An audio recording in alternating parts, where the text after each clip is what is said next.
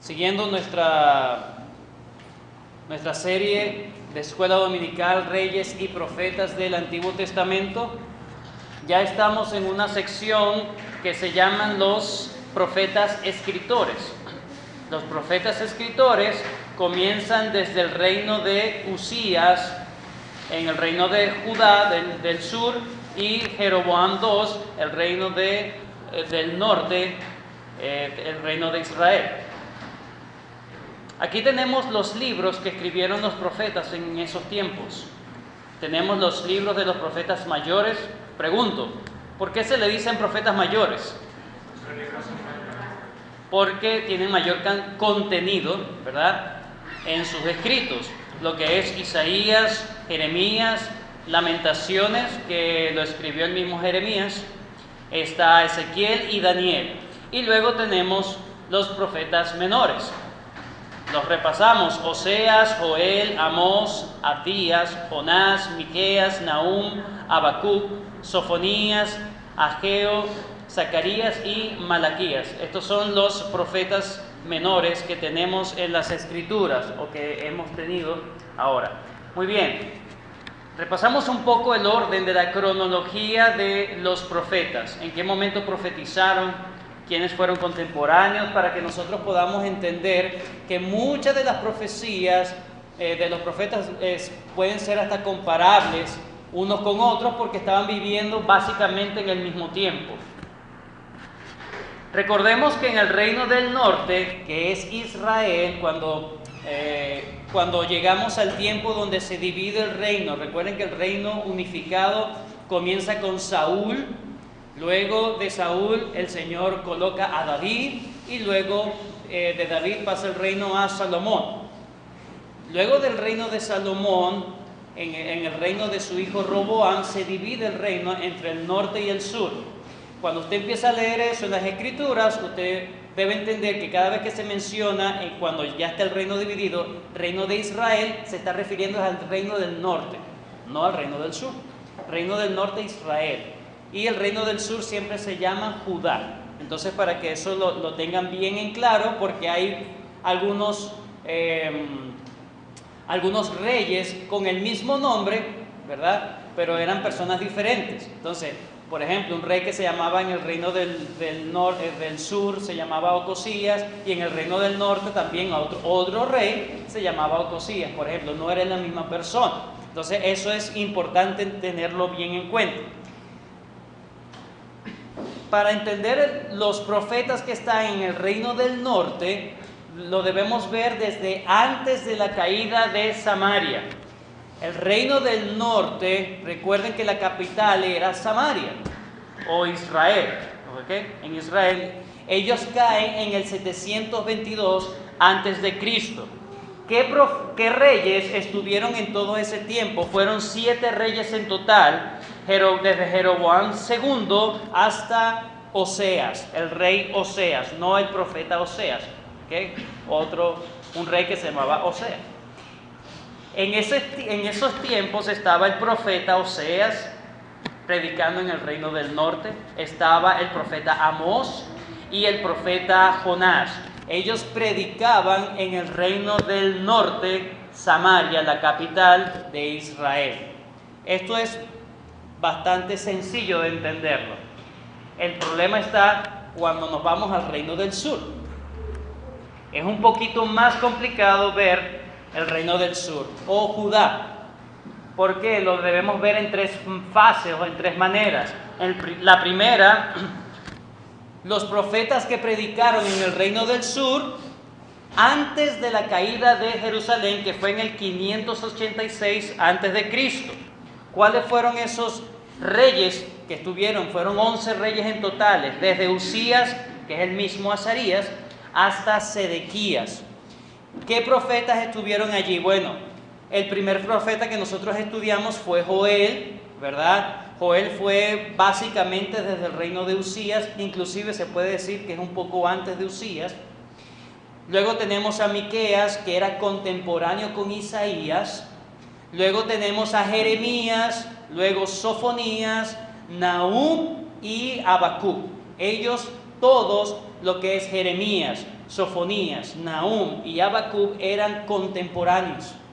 Entonces, muchas de las profecías entre Jeremías, Sofonías, Nahum y Habacuc son muy parecidos. Por eso mismo, eran contemporáneos, tenían el mismo contexto que les estaba rodeando y cada uno estaba profetizando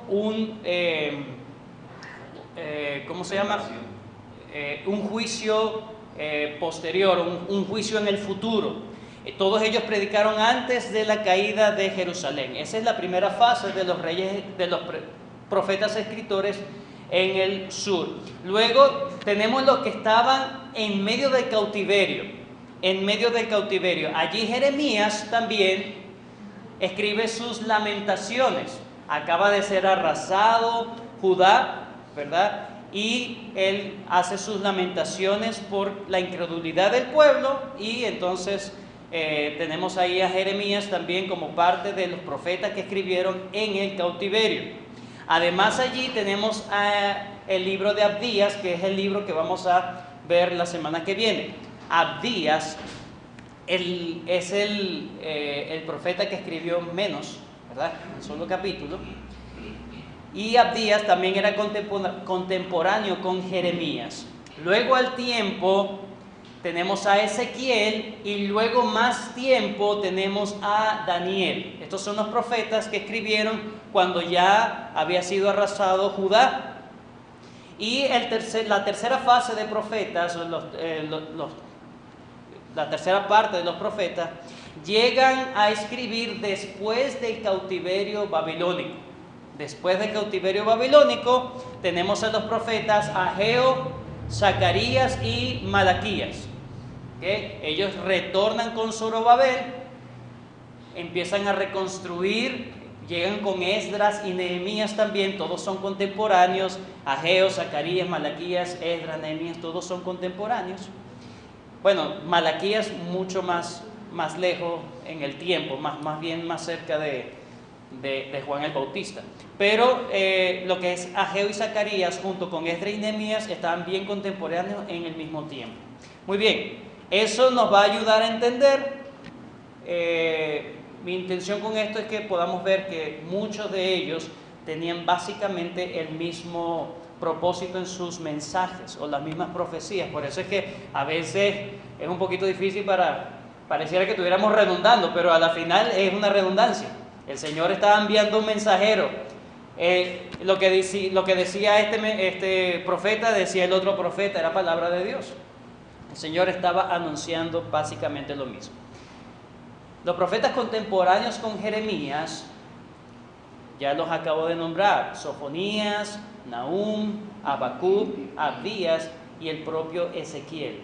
Eran contemporáneos con Jeremías. Ya el pastor Luis la semana pasada habló acerca de las profecías de Sofonías. Ya hemos visto la profecía de Jeremías la semana pasada con Sofonías. En el día de hoy vamos a ver a Nahum, luego será Habacuc y luego Abdías. Vamos entonces con el profeta Nahum. Ubíquense por favor, en el Antiguo Testamento existe un libro llamado Nahum.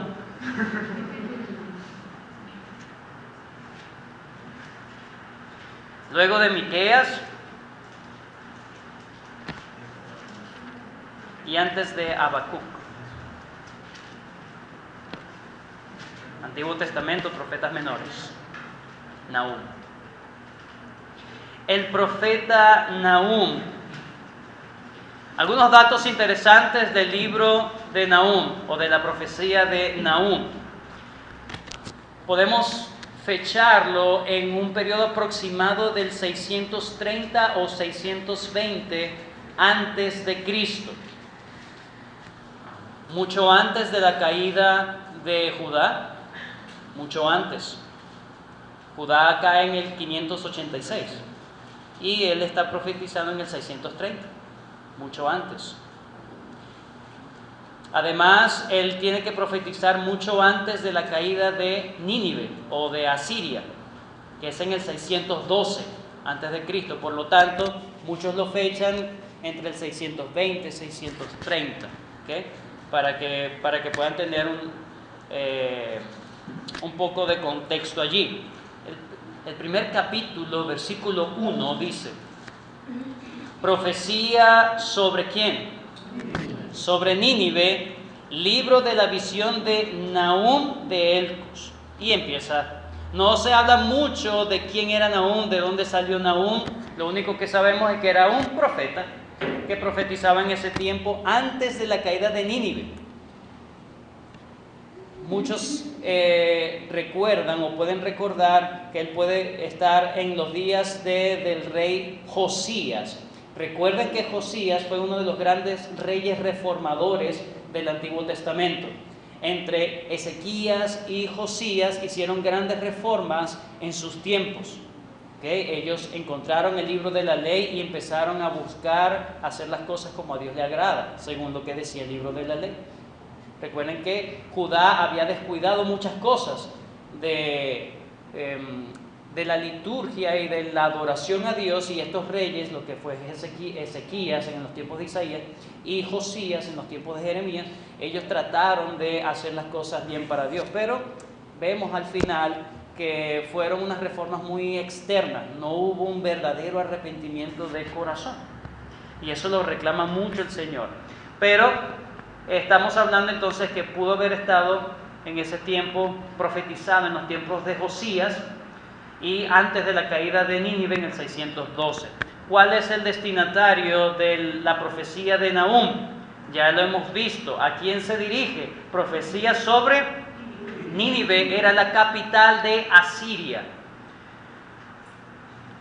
La capital de Asiria. Asiria habían sido los que habían juzgado, habían arrasado, acabado con Samaria en el 722 a.C. ¿Okay? Entonces, aquí vamos a ver algo interesante en este libro de Nahum. Es una profecía contra un pueblo que exterminó a parte del pueblo de Israel.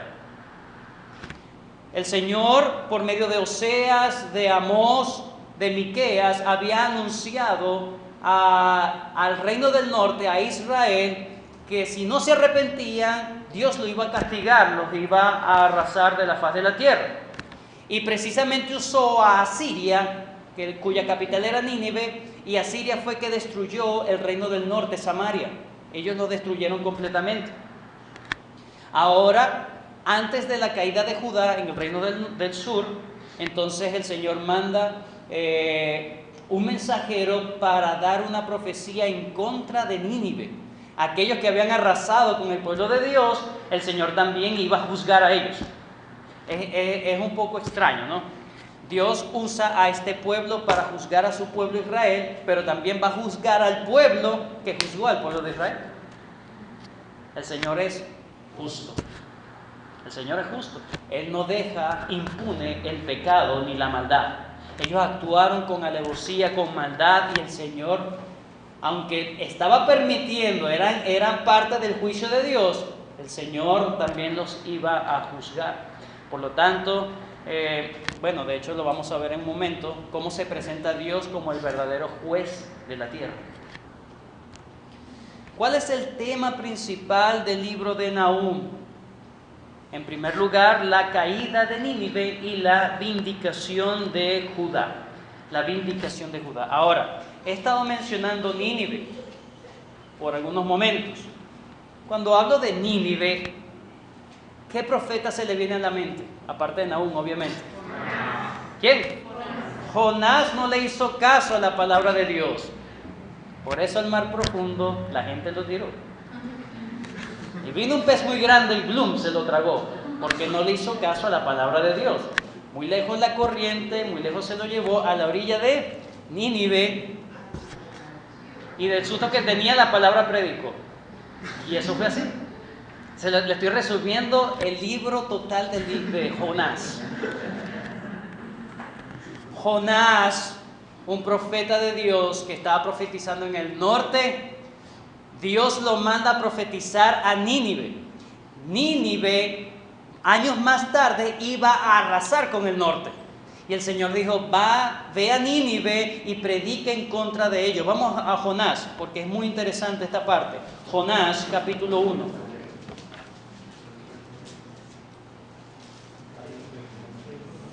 Entonces, Nahum debemos entender que es el segundo mensaje a la misma ciudad. Es un segundo mensaje. Bueno, ahorita dice. Jonás.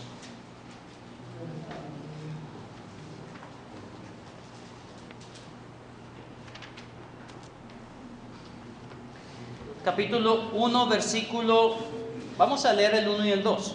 Dice: vino palabra de Jehová a Jonás, hijo de Amitai, diciendo: levántate y ve a Nínive, aquella gran ciudad, y pregona contra ella, porque ha subido su maldad delante de mí. El primer mensaje que Dios manda a Nínive lo manda por medio del profeta Jonás. Jonás no quería ir, Jonás quería la destrucción de Nínive. Fíjense en el capítulo 3, versículo 2.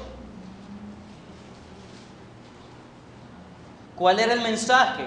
Levántate y ve a Nínive, aquella gran ciudad, y proclama en ella el mensaje que yo te diré.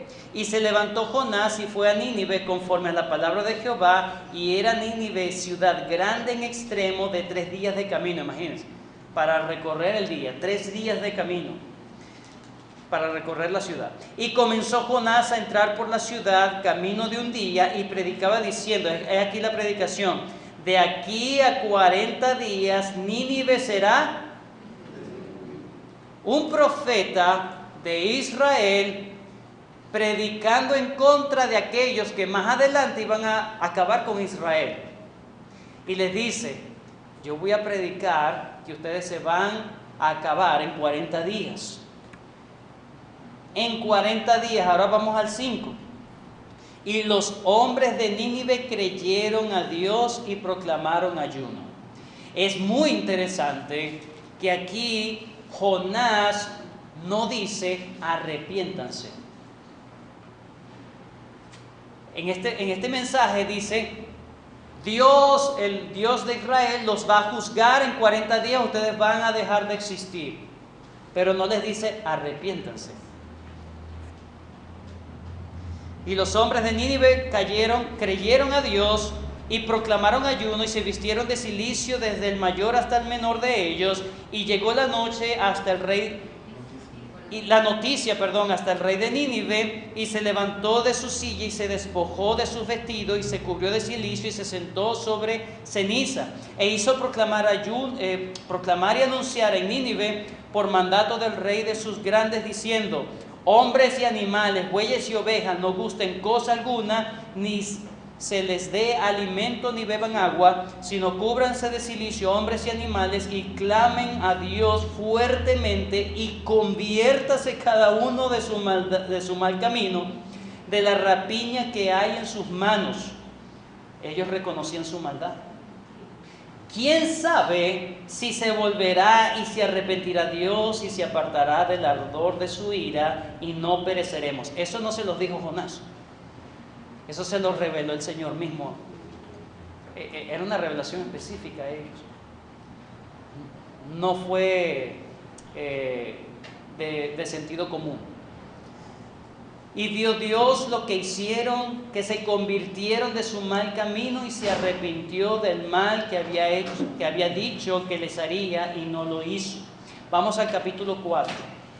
Pero Jonás se apesadumbró en extremo y se enojó, y oró a Jehová y dijo: ahora, oh Jehová, ¿no es esto lo que yo decía estando aún en mi tierra? Por eso me apresuré a huir a Tarsis, porque sabía yo que tú eres Dios, que dice, clemente y piadoso, tardo en enojarte y de grande misericordia, que te arrepientes del mal. ¿Qué quería Jonás? La destrucción de Nínive. Llegar allí con un mensaje, aunque un mensaje incompleto, era la misericordia de Dios. Escuchar el mensaje de Dios es misericordia de Dios. Y el Señor usó el poquito mensaje y aún la mala intención que tenía Jonás, simplemente por salir del paso. Bueno, Dios me dijo que ustedes se van a morir en 40 días. Pero no les dijo arrepiéntanse para que Dios los sane. No, ¿verdad? Y aún ellos se arrepintieron y Jonás dijo, es que yo sabía que si yo decía algo de la palabra de Dios, esta gente se iba a arrepentir, por eso es que no quería venir. Lo cierto es que Nahum es un segundo mensaje para Nínive. Nínive se arrepintió en un momento y Dios cambió su plan. Dios no cambia. Dios actúa según los hombres. Espero que no se malentienda. Dios actúa fiel a lo que Él dice. Los hombres cambiaron su actitud, Dios es fiel a eso. Los hombres estaban en pecado y Dios los iba a juzgar, Dios iba a ser fiel. Pero como se arrepintieron, Dios ha prometido que el que se arrepiente, Dios da misericordia. Dios tuvo que hacerlo, porque Él es fiel. Él no cambia de su promesa. Pero ya vemos que es un segundo mensaje. ¿En qué consistía entonces el segundo mensaje de Nahum? O ya el segundo mensaje de Dios para Nínive en la boca ahora del profeta Nahum. Ahora nos trasladamos muchos años después. Lo primero que vemos en el capítulo 1 es destacar la majestad de Dios y su poder de hacer juicio. Ese es el capítulo 1. En el capítulo 2, otra declaración de la caída de Nínive. Y el capítulo 3 da las razones del por qué cae Nínive. Vamos con el capítulo número 1 de Nahum. Capítulo número 1. Vamos a ver entonces la majestad y juicio de Dios. El versículo 2 nos va a hablar de cómo Dios se revela en la historia. Versículo 2 dice: Jehová es Dios celoso y... Ya va, ¿y dónde está el amor de Dios? No lo veo. Jehová es Dios celoso y vengador, que eso no se nos olvide. Dios se venga, Dios paga justamente, retribuye justamente, y eso debe causarnos temor. Jehová es Dios celoso y vengador, Jehová es vengador, otra vez lo repite, y lleno de indignación, se venga de sus adversarios y guarda enojo para sus enemigos. El Señor se declara o se exalta como un Dios que va a dar juicio. No vemos el amor de Dios por ningún lado aquí. Vemos la ira de Dios, que el Señor se ha inflamado de ira y está a punto de ejecutar una venganza. ¿Venganza por qué? Recuerden, Asiria había arrasado con Israel, pero Dios también iba a juzgar eso. Iba a vengar a Israel, básicamente. Pero en el versículo 3 dice: Jehová es tardo para la ira. Yo voy a vengar. Pero una vez más se destaca otras partes de los atributos de Dios. Él es paciente. Sí, Él va a retribuir, pero Él también es paciente. Él retrae el juicio. Tiene misericordia. Es un Dios que tiene ira y va a juzgar al que no se arrepiente, pero también vemos la longanimidad, la misericordia de que Dios también es paciente. Gracias a Dios por la paciencia. Porque si Dios nos mirara ahora y dijera: yo voy a pagar a cada uno en este preciso momento lo que cada uno merece, imagínense. Pero gracias a Dios que tenemos oportunidades, ¿verdad? El Señor tiene misericordia. Es lo mismo que se expresa en Éxodo capítulo 34, versículos 6 al 7. Por razón del tiempo, no lo vamos a leer, pero lo pueden anotar y buscar y leer en sus casas. Pero dice que Él es tardo para la ira y grande en misericordia y en poder. No tendrá por inocente el culpable. Jehová marcha en la tempestad y en el torbellino. Las nubes son el polvo de sus pies. Entonces vemos a Dios presentándose como un Dios majestuoso que tiene el poder para juzgar. Cuando Dios juzga a las naciones, por lo tanto, es porque los hombres y las naciones lo han estado rechazando durante un gran periodo de tiempo. Cuando Dios dice: ya viene el juicio, es porque desde hace rato les han estado colmando la paciencia. Han estado jugando con Dios, es lo que quiero decir. Han estado jugando con Dios. Bueno, como Dios no me juzgó ahorita, bueno, puedo seguir haciendo esto. No me pasó nada, no me pegó un rayo aquí. Entonces puedo seguir. Dios dice, cuando Dios empieza y hace un juicio, así mismo lo vemos en la historia de Israel. El Señor mandaba a sus profetas, arrepiéntase, hasta un momento el Señor fue tardo para la ira, pero llegó la ira. Pero de que fue tarde, fue paciente para ellos, lo fue. Pero Dios es vengador y cuando Él lo hace es porque ya desde hace tiempo había dado anuncios al respecto. Pero vemos cómo Dios retribuye, como la justicia de Dios. Versículo 7 y versículo 8. Jehová es bueno. Por fin vemos algo que nos gusta. Jehová es bueno, fortaleza en el día de la angustia y conoce a los que en Él. Él es bueno ¿para quién? Para los que en Él confían. Él es bueno para ellos. Versículo 8. Mas con inundación impetuosa consumirá a sus adversarios. Hay dos categorías de personas: los que son amigos de Dios y los que son adversarios o enemigos de Dios. Para los que son amigos de Dios, ¿quiénes son los amigos de Dios? Los que confían en Él. Dice que Él será su fortaleza para sus amigos.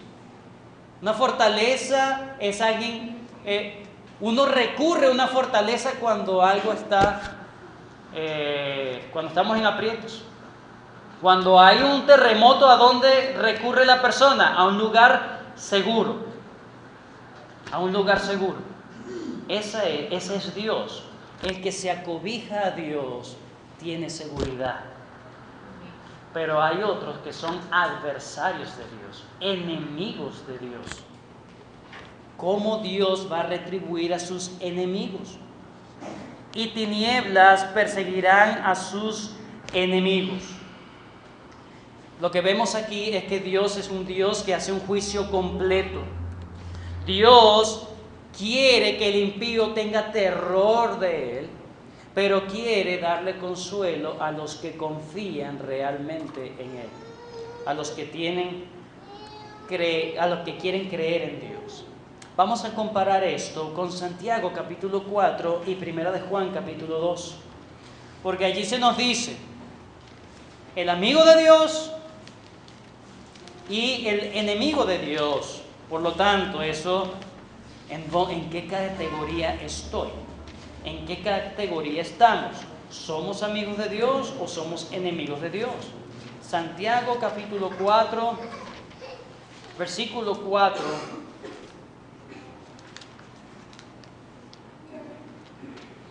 Dice: oh almas adúlteras, ¿no sabéis que la amistad del mundo es qué? Enemistad contra Dios. Cualquiera pues que se quiera ser amigo del mundo, se constituye enemigo de Dios. ¿Quién es el enemigo de Dios? El que se hace amigo del mundo. Ahora, estamos en el mundo, pero no somos del mundo. ¿A qué mundo se refieren las Escrituras cuando se dice, cuando yo soy amigo o complaciente con el mundo? ¿Qué es el mundo? Primera de Juan capítulo 2 nos responde, ¿qué mundo es ese? Primera de Juan capítulo 2, versículo 15.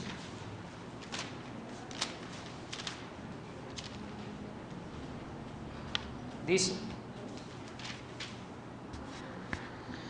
no améis el mundo. Ok, entendemos que el que ama al mundo se constituye enemigo de Dios, ¿cierto?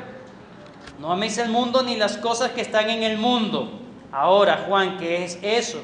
Si alguno ama al mundo, el amor del Padre no está en él. Porque todo lo que hay en el mundo, ¿qué hay allí, Juan? Número 1, los deseos de la carne, los deseos de los ojos y la vanagloria de la vida no proviene del Padre, sino del mundo. Y el mundo pasa sus deseos, pero el que hace la voluntad de Dios permanece para siempre. ¿Quién es el enemigo de Dios? El que hace su voluntad. ¿Quién es el amigo de Dios? El que hace la voluntad de Dios. Esos son. ¿Quién eres tú? Porque Dios no tomará por inocente al culpable. Y la profecía de Nahum dice: a todos mis amigos, a los que se acobijan a mí, a los que hacen mi voluntad, yo los voy a guardar. Pero hay otros que son enemigos de Dios, enemigos en su mente. ¿Por qué? Porque no quieren el señorío de Dios. Ese es ser enemigo de Dios. No quieren su señorío, no quieren que Dios legisle sobre ellos. Quieren hacer su voluntad. Quieren comportarse igual que la mujer en el Edén. ¿Qué hizo la mujer en el Edén? ¿Qué fue lo que hizo que ese fruto agarrara bastante vistosidad a sus ojos? Cuando el engañador, la serpiente, le dijo: cuando tú comas de eso, vas a ser como Dios. Independencia de Dios, yo voy a ser mi propio Dios. Yo me voy a dirigir a mí mismo. Y eso fue. La palabra de Dios dice que aquel que es amigo de Dios es enemigo del mundo. Y viceversa. Yo soy amigo de Dios cuando yo anhelo hacer la voluntad de Dios. Muchos me dirán en aquel día: Señor, Señor, en tu nombre no echamos demonios, no hicimos sanaciones, no hablamos en tu nombre. Y el Señor les dirá: apartaos de mí, malditos, nunca os conocí. Pero esa frase en Mateo 7, si no me equivoco, versículos más atrás, dice que todo aquel que hace la voluntad del Padre, ese es el Hijo de Dios.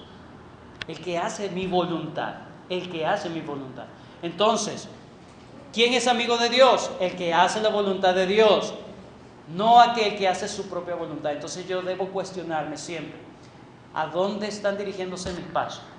¿Para quién estoy viviendo? ¿Para mí, para mis deleites, para mi satisfacción, para lo que yo quiero y yo anhelo? ¿O yo estoy viviendo realmente para Dios? Que Dios sea mi Rey, que Él sea realmente mi Señor, que lo que Él diga en su palabra, eso es lo que yo voy a hacer. Yo no le cuestiono a Dios. Si Dios dice es el día del Señor, ese es el día del Señor, y yo no voy a trabajar ese día del Señor porque Dios me lo pidió. Él es mi Rey, Él es el que me manda. Ese es amigo de Dios. Pero aquel que dice: no, bueno, no importa que venga o no venga a la iglesia. Bueno, no importa que lea o no lea la Biblia, al final, si ves a Dios como algo, como un apéndice de tu vida, Él no es tu Señor, no es tu Rey, tú eres un enemigo de Dios. Pero cuando anhelas a Cristo como el verdadero Señor de tu vida, entonces empiezas a ponerte como amigo de Él. El amigo de Dios tiene la bondad de Dios.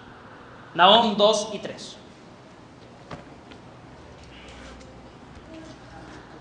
Aquí vamos a ver entonces mensaje específico a Nínive. Mensajes específicos a Nínive. El capítulo 2 nos habla de la caída de Nínive. Versículos 12 y 3, resumimos todo eso en estos dos versículos.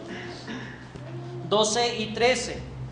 Nahum 2, 12 y 13. El león arrebataba en abundancia para sus cachorros. Está hablando de Nínive. El león arrebataba en abundancia para sus cachorros, y ahogaba para sus leonas, y llenaba de presa su caverna, y de robo sus guardias. Sus guaridas, perdón. Heme aquí contra ti, dice Jehová de los ejércitos: encenderé y reduciré a humo tus carros, y espada devorará tus leoncillos, y cortaré de la tierra tu robo, nunca más se oirá la voz de tus mensajeros. ¿Cuáles son las razones de la caída de Nínive? ¿Cuáles son las razones de la caída de Nínive? Número 1, violencia o rapiña, maldad. Versículo 1 y 3 del capítulo 3. Ay de ti, ciudad, ¿qué? Sanguinaria, toda llena de mentira y de rapiña, sin apartarte del pillaje, chasquido de látigo y fragor de ruedas, caballo atropellador y carro de salta, que salta, jinete enhiesto y resplandor de espada y resplandor de lanza, y multitud de muertos y multitud de cadáveres, cadáveres sin fin, y en sus cadáveres tropezarán. ¿Qué está diciendo ahí el Señor? Bueno, su condición, una ciudad sanguinaria que no tenía contemplación, ciudad donde Asiria o Nínive, donde llegaba, arrasaba y no tenía contemplación con nada. Eran sanguinarios y la mortandad era parte de su cultura. No solamente había violencia, gran violencia, sino que había también hechicería, versículo 4. A causa de la multitud de las fornicaciones de la ramera de hermosa gracia, maestra ¿qué? En hechizos, que seduce a las naciones con sus fornicaciones y a los pueblos con sus hechizos. Hechicería, brujería, idolatría, eso era la sociedad de Nínive. No muy lejos, la condición no está tan lejos a la realidad. Y la soberbia de los ninivitas, la soberbia, versículo 8 y 11. ¿Eres tú mejor que Tebas? Tebas, según los historiadores, era otro nombre para un rey egipcio que fue destruido por Asiria. Y era un rey grande, Tebas, pero Asiria fue más grande porque lo destruyó. Y ellos se creían mejor que cualquier otro imperio en la región. Versículo 8, sigo. ¿Eres tú mejor que Tebas, que estaba sentada junto al Nilo, rodeada de aguas, cuyo baluarte era el mar y aguas por muro? Etiopía era su fortaleza, también Egipto, y eso sin límite. Fud y Libia fueron sus ayudadores. Sin embargo, ella fue llevada en cautiverio, hablando de Tebas, ¿cierto? Sin embargo, ella fue llevada en cautiverio. También sus pequeños fueron estrellados en las encrucijadas de todas las calles, y sobre sus varones echaron suerte, y todos sus grandes fueron aprisionados con grillo. Hasta el 11. Tú también serás embriagada y serás encerrada. Tú también buscarás refugio a causa del enemigo. Te va a pasar lo mismo que le hiciste a las otras naciones. Sus niños estrellados en las calles. Imagínense la maldad de los ninivitas, que agarraban inclusive a los niños, a los infantes, y los estrellaban para matarlos. Crueles eran los ninivitas, crueles. Y dice que aprisionaron a los fuertes con grillos. Lo mismo le iba a pasar a ellos. El Señor estaba dando las razones de su caída. Nínive va a caer. Las razones de su caída: violencia, hechicería, soberbia. La soberbia también, hablando de la multitud. Ellos se jactaban de ser muchos. Versículo 16. Multiplicaste tus mercaderes más que las estrellas del cielo, la langosta hizo presa y voló. Versículo 12 del capítulo 1. Así ha dicho Jehová: aunque reposo tengan y sean tantos, aún así serán talados, y él pasará. Esto es una declaración hacia Judá. Bastante te he afligido, no te afligiré ya más. Dios está hablando a Judá y le está diciendo: ellos, aunque sean muchos, yo los voy a talar. Yo te estoy afligiendo con ellos, pero ya yo los voy a juzgar y ellos no te van a molestar más. Ahora, hay algo interesante ya para ir terminando. Entre el mensaje a Nínive y el mensaje a Judá. Recuerden que años antes el Señor, por medio de Isaías, había estado anunciando a Judá, que estaban mal y que quería el arrepentimiento de ellos. Entonces vamos a agarrar estas mismas cosas de Nahum y vamos a compararlo con el capítulo, solamente con el capítulo 1 de Isaías. Solamente con el capítulo 1 de Isaías es la profecía de Isaías hacia Judá. Y vamos a comparar la profecía que Dios hace por medio de Nahum a Nínive y la profecía que Dios hace hacia Judá. Número 1, Dios a los dos anuncia que van a caer o va a haber juicio de parte de Dios. El 2:13 dice: heme aquí contra ti, dice Jehová de los ejércitos, encenderé y reduciré a humo tus carros, y espada devorará tu leoncillo, y cortaré de la tierra tu robo, y nunca más se oirá la voz de tus mensajeros. Pero en el capítulo 1 de Isaías, versículo 7 dice: vuestra tierra será destruida, esto es a Judá, vuestra ciudad es puesta a fuego, y vuestra tierra delante de vosotros, comida por extranjeros y asolada como asolamiento de extraños. A ambos Dios anuncia juicio, que iban a caer, ¿cierto? Pero también les da las razones tanto a Nínive como a Judá. Vamos a Nahum otra vez, capítulo, como estamos allí en Isaías, para que no de arriba para abajo, como están allí en Isaías, vamos a leer el capítulo 1, versículo 4. Vean la condición de Judá en ese tiempo. 1:4. Oh gente pecadora, pueblo cargado de maldad, generación de malignos, hijos depravados, dejaron a Jehová, provocaron a ira al Santo de Israel, se volvieron atrás. Volverse atrás significa apostasía. Versículo 6. Desde la planta del pie hasta la cabeza no hay en él cosa sana, sino herida, hinchazón y podrida llaga. No están curadas, ni vendadas, ni suavizadas con aceite. Versículo 21 al 24. ¿Cómo te has convertido en ramera, oh ciudad fiel? Llena estuvo de justicia, en ella habitó la equidad, pero ahora los homicidas. Tu plata se ha convertido en escorias, tu vino está mezclado con agua. Tus príncipes prevaricadores y compañeros de ladrones, todos aman el soborno y van tras la recompensa. No hacen justicia al huérfano, ni llega a ellos la causa de la viuda. Por tanto, dice el Señor Jehová de los ejércitos, el fuerte de Israel: Ea, tomaré satisfacción de mis enemigos. Ahora los llama enemigos. Me vengaré de mis adversarios. Ellos se convirtieron en enemigos de Dios por todo lo que estaban haciendo. Entonces, tanto para Judá en tiempos de Isaías como para Nínive en tiempos de Nahum, se le estaba hablando: ustedes, yo los voy a juzgar, ustedes van a caer, van a ser arrasados. Les da las razones: ustedes son malvados.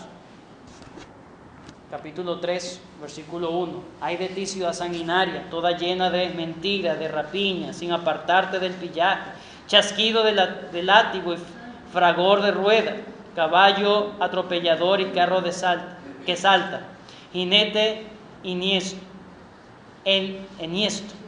y resplandor de espada y resplandor de lanza, y multitud de muertos y multitud de cadáveres sin fin, en sus cadáveres tropezarán. A causa de la multitud de las fornicaciones de la ramera de hermosa gracia, maestra en hechizo, que reduce a las naciones con sus fornicaciones y a los pueblos con sus hechizos.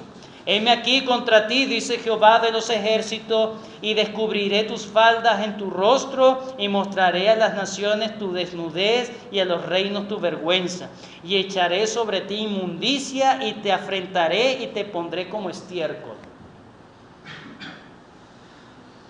Ese es Dios hablando. Dios es fuego consumidor, hermano. Cuando Dios se indigna, Él va a juzgar. Pero qué bueno que el primer capítulo Él vuelve a decir: tardo para la ira. Tardo para la ira. Es decir, aprovecha el momento. mientras el Señor no ejecuta su juicio, porque el Señor puede perdonar. Pero lo tercero que vemos entre el mensaje a Nínive y el mensaje a Judá son palabras de esperanza. ¿Hay palabras de esperanza a Nínive? Usted lee los 3 capítulos de Nahum y no hay.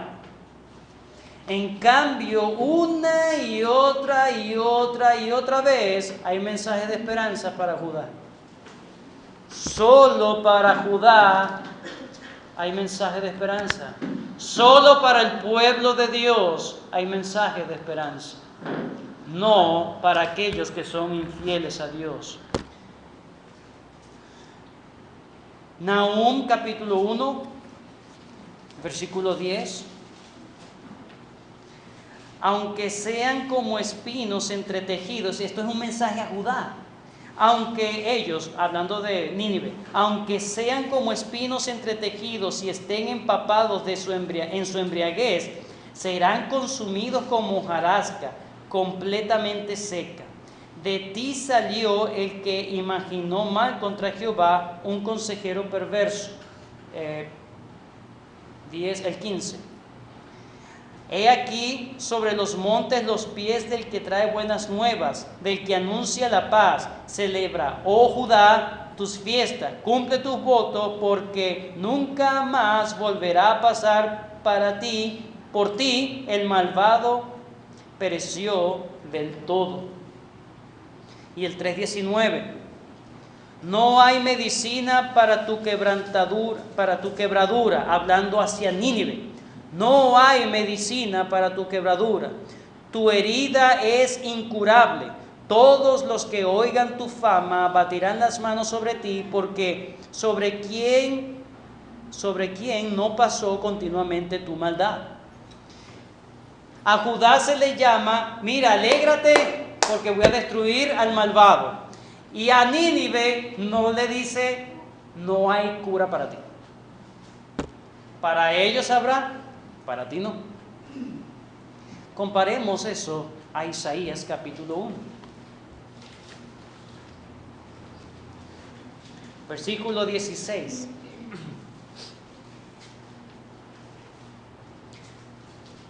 Y esto es mensaje hacia Judá. Lavaos y limpiaos, quitad la iniquidad de vuestras obras de delante de mis ojos, dejad de hacer lo malo, aprended a hacer el bien, buscad el juicio, restituid al agraviado, haced justicia al huérfano, amparad a la viuda. Venid luego, dice Jehová, y estemos a cuenta. Si vuestros pecados fueren como la grana, como la nieve serán emblanquecidos. Si fueren rojos como el carmesí, vendrán a ser como blanca lana. Si quisiereis y oyereis, comeréis el bien de la tierra. 25. Y volveré mi mano contra ti y limpiaré hasta lo más puro tus escorias y quitaré toda tu impureza. Restauraré tus jueces como al principio y tus consejeros como eran antes. Entonces te llamarán ciudad de justicia, ciudad fiel. Hasta el 27. Sión será rescatada con juicio y los convertidos de ella con justicia. Entonces, a Judá palabras de esperanza. Pero palabras de esperanza, ¿cuáles son esas esperanzas, hermano? Dios promete, en primer lugar, perdón. En primer lugar, Dios aquí no promete perdón al impío. Este es el gran contraste entre los dos mensajes. Es que no se le ofrece esperanza alguna a Nínive, mientras que a Judá sí se le había ofrecido esperanza. La pregunta es, ¿por qué se le ofrece esperanza a Judá y no a Nínive?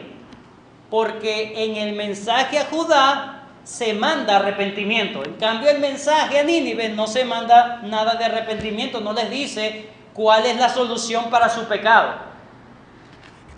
Dios no manda a Nínive a arrepentirse. Había llegado el tiempo de que Nínive fuera juzgada y no había escapatoria posible.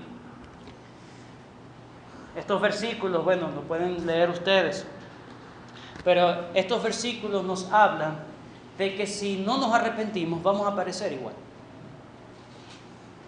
Dios, en el mensaje de Dios siempre debe haber un mensaje de arrepentimiento, de llamar al arrepentimiento. Ven y estemos a cuenta. Pero es interesante como en Isaías capítulo 1, versículo 20, recuerden que leímos el 19, si queréis y oyereis, comeréis el bien de la tierra. Y el versículo 20, si no quisiereis y fuereis rebelde, seréis consumidos a espada, porque la boca de Jehová lo ha dicho. Es decir, hay esperanza porque te estoy mandando a arrepentirte. Pero si tú no te arrepientes, vas a perecer igual. Eso lo lee usted en Mateo 13 y en Lucas 13. Hablando de que el Señor dice, el arrepentimiento es la única solución al pecado. Pero si no te arrepientes, vas a perecer como los demás. Por eso es que hay esperanza. No porque se le prometa simplemente, listo, te voy a limpiar y te voy a perdonar todo. Dios lo promete siempre y cuando te arrepientas. Siempre y cuando te arrepientas. Ahí está la esperanza. Por lo tanto, cuando usted escuche en una iglesia un mensaje de esperanza, debe estar cargado de buscar el arrepentimiento de las personas. No simplemente esperanza de que mañana me va a ir bien, de que voy a ser próspero en el negocio. Eso no es la esperanza. ¿De qué le sirve al hombre ganarse el mundo entero y a la final pierde su alma? La esperanza no es esa. La esperanza es que si te arrepientes, reconociendo en primer lugar tus pecados y te arrepientes, hay perdón de Dios. Justificados pues por la fe, tenemos paz para con Dios. Ese es el problema más grande de nosotros, que podemos estar enemistados delante de Dios. Justificados por la fe, tenemos paz para con Dios. Ese es el mensaje del Evangelio. En resumen, podemos resumir todo en aún. Asiria se desentendió de Dios. Este ya era el segundo mensaje. Por eso sería destruida.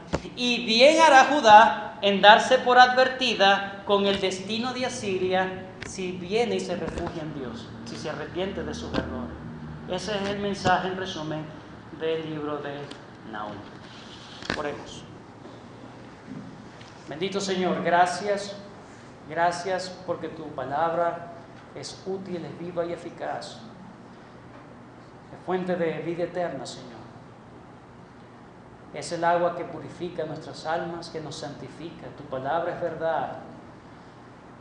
Así oraba nuestro Señor, santifícanos en tu verdad, tu palabra es verdad. Ayúdanos, Señor, a que estos sean grandes lecciones para nuestras vidas, de manera, Señor, que nosotros vengamos y empecemos a estar a cuenta contigo, Señor. Y que sinceramente, genuinamente, oh Dios, podamos darnos cuenta de nuestras faltas y nuestros errores, nuestros pecados contra ti, Señor. No simplemente deslices ni errores, han sido ofensas a tu nombre, Señor. Que nos ayudes a entenderlo de manera, Dios mío, que busquemos un verdadero arrepentimiento. Porque solamente allí hay verdadero perdón de pecado. Tú lo prometes. Ayúdanos, Señor. Y gracias, porque el mensaje de arrepentimiento, Señor, sigue siendo tu paciencia, tu lentitud para ejecutar tu ira, Señor. Oh Dios, ayúdanos a no jugar contigo. Ayúdanos, Señor, para ponernos a cuenta antes de que llegue el momento en donde ya no haya cura para la muerte, Señor. Gracias por tu palabra y gracias por advertirnos una vez más y evaluar nuestros caminos a la luz de tu palabra. Te damos gracias y te pedimos estas cosas en el nombre de Cristo Jesús. Amén.